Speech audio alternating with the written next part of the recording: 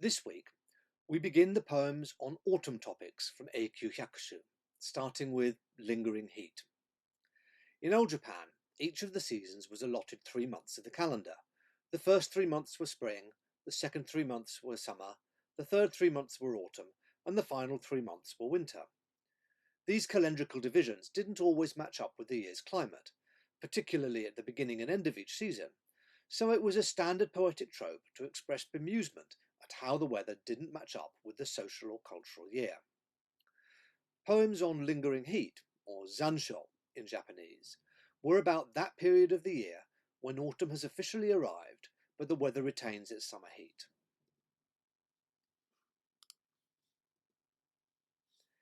Hitoe naru semi no hagoromo, aki kureba, ima iku e o ka, kasanete mo min. A single layer of cicada wing is my garb. Autumn has come, but now, how many layers do I seem to have piled one atop the other? Akinaka uses a standard phrase, that of a cicada's wing, to introduce an idea of delicacy and thinness. His implication is that even though autumn has come, and he really should have changed his clothing for formal lined autumn and winter wear, the heat remains so oppressive that he has not done so, and even his single unlined robe feels as if he were wearing multiple layers of clothing.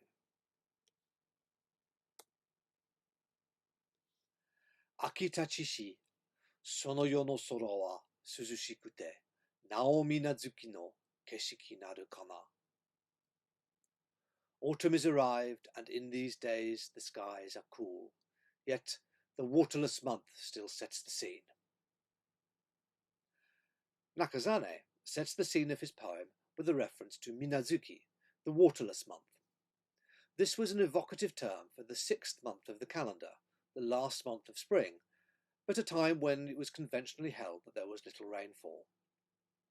It also meant a time when the heat of summer was building, so his poem is expressing a form of elegant confusion at the contrasts. Autumn is here, and the skies reflect it, but down on the ground it is so hot that it seems as if summer is on the way and not leaving.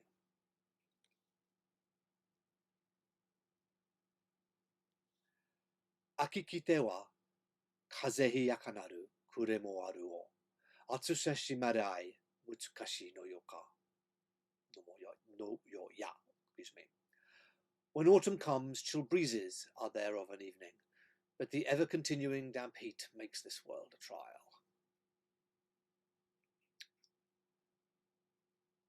Toshiyori's poem continues in the same vein with an expression of complaint. The only relief he gets from the humid heat is in the evening with a cooling breeze.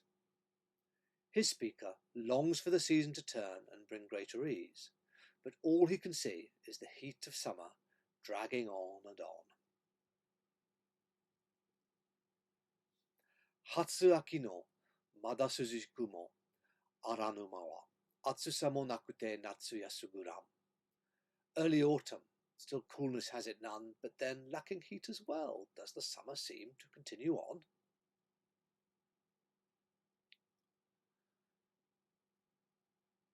Tadafusa returns to the expression of confusion. Autumn has come, which should bring coolness, but the summer heat continues. Or does it? Maybe it's not quite the heat of summer, and so it should be autumn after all. What is the right way to describe the time of year? His speaker doesn't know.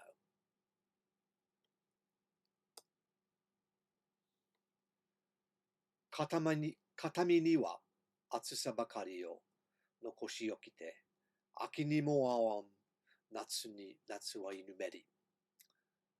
For a keepsake, just the heat has been left behind. Might I meet with autumn as summer seems to leave? I think this one is my favourite out of these lingering heat poems.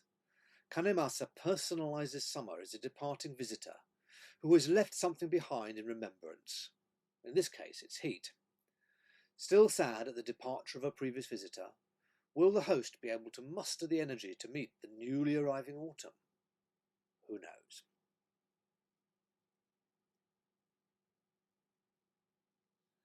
Aki kaze no ogi no ha wa kuru oto wa shite, mada koromo de no atsuku mo aru kana. The autumn breeze, parting fronds of silver grass I hear, yet my sleeves are heavy with heat.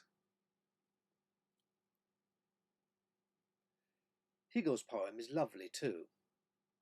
Ladies of her status wore kimono known as juni hitoe, which translates as 12 layers. As the name suggests, this involved multiple kimono of different colours and sizes, so a lady could show off her good taste by blending different patterns and shades. This clothing was obviously very heavy, and the sleeves would have been a real weight dragging down a lady's arms. How much heavier they must have seemed when it was hot and humid. Higo's poem is a heartfelt complaint born from experience.